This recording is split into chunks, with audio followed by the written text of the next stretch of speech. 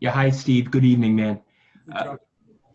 on watching the film, the tape, what final impressions did you have of yesterday's scrimmage? I told the guys I thought that we did a lot of good things. We have not been nearly as detailed in terms of drill work and coverages.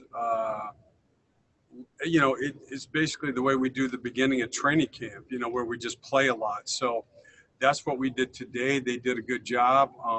The things that we didn't do as well, frankly, we haven't worked on very much, but there was a lot good there. We had stretches of play where we put some decent possessions together, and they're a good team to play against. So, I told the guys, a lot more good than bad, and things that I think we took a big step toward correcting today, and we have another day tomorrow before we play the Lakers.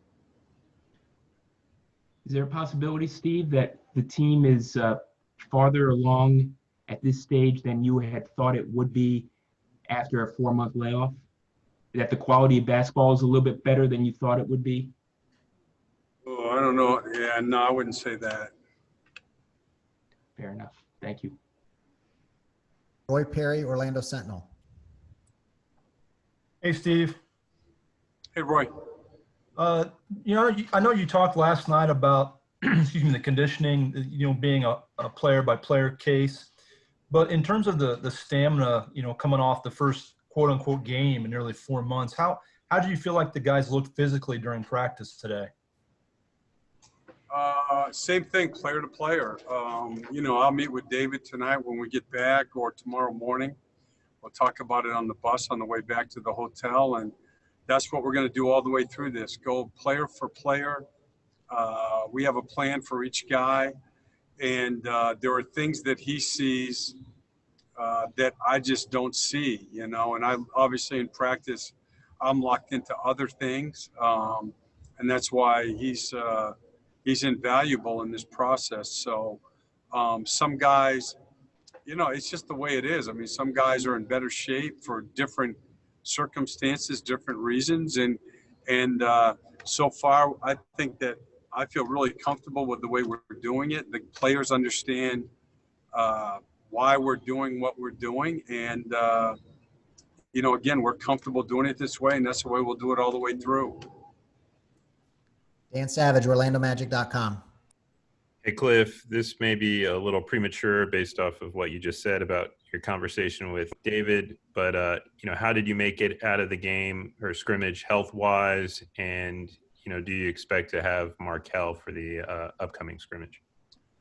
Like anytime you play minor things, nothing major, nothing that will keep any of the guys that played the last game out of the game against the Lakers. Markelle won't be able to play by Saturday. Back to Josh Robbins. What's the reason Markelle won't be ready to play by Saturday? Is it that the team hasn't done any 5-on-5 in which he has been around, or? No, he's just not cleared yet to play 5-on-5. So he's done like today. We didn't play live 5-on-5, so he was able to do the whole practice, and it was good for him. But until he's able to, play 5-on-5 and get up and down the floor, then obviously he won't be cleared to play in any of the the scrimmages. Is the reason he hasn't been cleared to play 5-on-5 that he missed so much time? Yeah, he's just not ready physically to do that. Again, these guys missed so much time, and they weren't able to be in a gym. And, it's just for Markelle, it's just a situation that he was in. And so right now he's not at a conditioning level where we're comfortable that he could get out there and play in a scrimmage, nor 5-on-5 in practice. Josh Cohen, OrlandoMagic.com. Hey, Cliff. How important is it to explore different lineups and rotations during these scrimmages before you actually start your seeding games? Yeah, I mean, it's one of the things that is it's critical, Josh.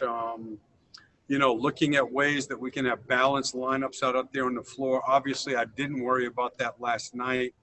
I just wanted to get guys minutes. We'll play 48 minutes Saturday, so it'll be different, and we'll get more.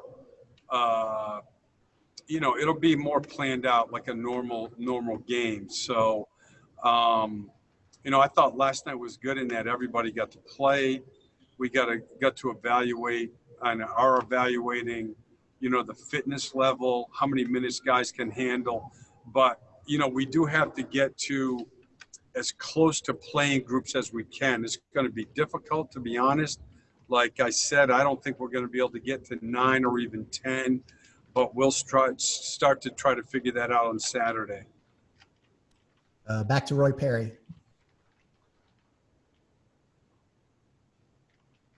Steve, I know that you talked about each player being individually monitored, but in terms of how you're bringing Mo along, in your experience, what type of work can really help a player the most, when they're trying to adjust to, like in his case, a body change and regain conditioning?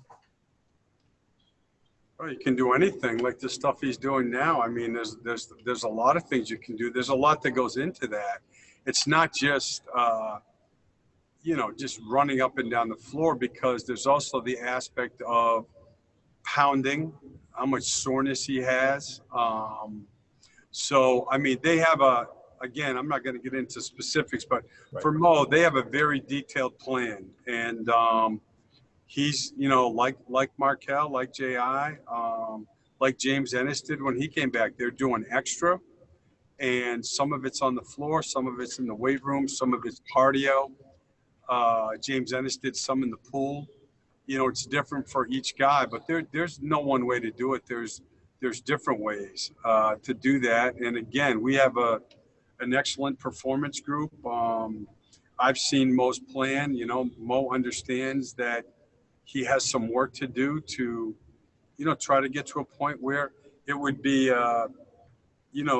okay for him to play more, and we're working towards that. Did he say how did he say that he felt after last night's game? I mean, he practiced today. Obviously it was limited minutes. I thought all the guys today got through things fine. He did extra today with some of the other guys, and there were, again, he's going to have soreness because that's the nature of working and getting in shape, but there were no warning signs today. Thanks, Steve. Okay, we have time for one or two more. We'll go back to Dan Savage. Cliff, MCW said after the game last night that, he had to keep reminding himself not to get too frustrated, because it's just the first game back when, the team's not as sharp as you would expect to be with 8 games left in the regular season. How do you balance that from a psychological perspective? Still being, patient about certain things given the circumstances, but also the urgency of, how many games are left in the regular season? No, I mean, to be honest with you, that was the message today was this is training camp. And yet we can't have a training camp mentality. The urgency has to go up. We've talked about this before, but, for teams like us in Brooklyn and Washington and Memphis and Sacramento, et cetera, it's different for us than it is for the teams that know they're in. These are 3 scrimmages, which will lead to 8 games that basically are part of their training camp. They can do it in a different way. And yet, like I told the guys today, you're going to see, as you saw Paul George last night, he knows, you can tell by the way he played, he knows they have a chance. And this is when the real competitors will come to the front, because even though it's training camp, we're playing our team to play the 8 most important games that we'll play all year. So I think that's one of the reasons why we're fortunate Mike is with us. He's highly competitive. I will say this: I thought our guys today were on it. You know, we didn't practice till 6 tonight. We did a lot of detailed things, and both on the offensive part and the defensive part, they really did a good job. Anything else for Coach Clifford? Okay, thanks, Steve. Thank you.